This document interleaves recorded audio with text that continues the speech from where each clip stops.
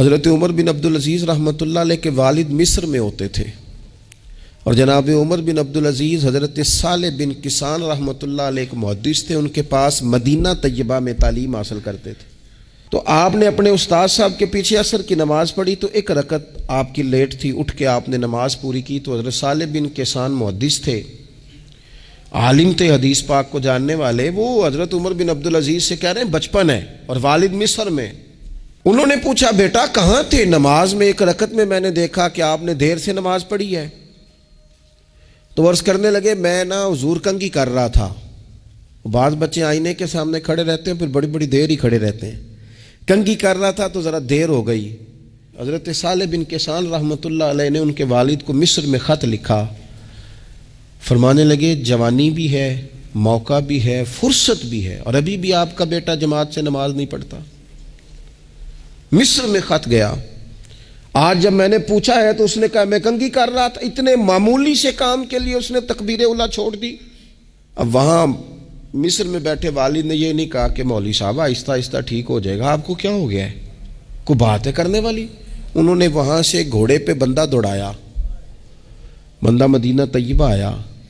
اس نے کہا جاتے ہی عمر بن عبدالعزیز کو لے جانا حجام کے پاس اور اس کے سارے بال اتروا دینا، اور اسے کہنا پتر جن بالوں کی وجہ سے نماز رہ جائے ان بالوں کو سر پہ نہیں رہنا چاہیے، تیری جماعت کی رکعت رہ گئی پتر، اتنا بڑا کام، اللہ کے حضور حاضری کا موقع تھا۔ پھر اس کا ریزلٹ کیا نکلا؟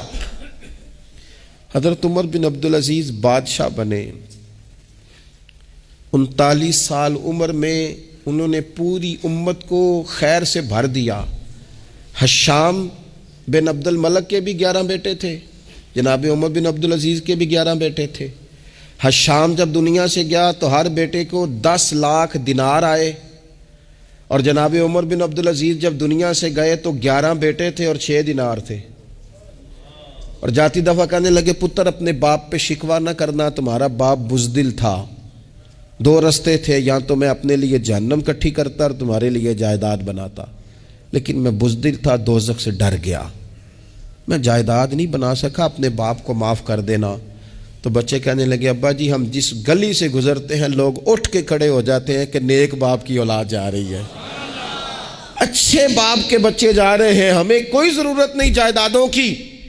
وہ شخص جو یہ بیان کرتا ہے نا کہ 6 دینار چھوڑ گئے تھے، وہ کچھ کفن دفن پہ لگ گئے، کچھ اور کسی کام لگ گئے، 6 دینار کل بچے بچوں کے پاس، 11 بیٹوں کے پاس، لیکن وہ شخص کہتا ہے وہ جو 10 لاکھ دینار حشام بن عبد الملک کے بچوں کو آئے تھے وہ مسجدوں کے سامنے بھیک مانگا کرتے تھے، کیونکہ جب بچوں کو بنا اس طرح کا دیا گیا کہ کھانے میں پینے میں موج میں اڑا دیا مال، اور یہ جو 6 دینار 11 بیٹوں کو دے کے گیا، رب نے اتنی برکت دی کہ ایک ایک بیٹا ایک ایک وقت میں 100 گھوڑے مال کے بھرے ہوئے رب کے رستے میں خیرات فرمایا کرتے تھے۔ اصل دولت اولاد ہے، اصل دولت اس کا اخلاق ہے، اصل دولت اولاد کی اخلاقی تربیت ہے۔ ایسا نہ ہو کہ مال کمانے کے چکر میں اصل دولت سے ہاتھ دھو بیٹھے، ایسا نہ ہو کہ بینک پیسوں سے بھر جائے اور ہماری اولاد ہاتھوں سے نکل جائے، ایسا نہ ہو کہ ہم نے یاروں کو ٹائم دے دے کے تو بڑی دور نکل گئے ہم، لیکن ہمارے بچے کے ذہن میں چند سوالات تھے، ہم انہیں مطمئن نہیں کر سکے، ہم نے نوکروں کے ذمہ ڈال دیا، فلانے کے ذمہ ڈال دیا، چچا کے ذمہ ڈال دیا، وقت نہیں دیا، ٹائم نہیں دیا۔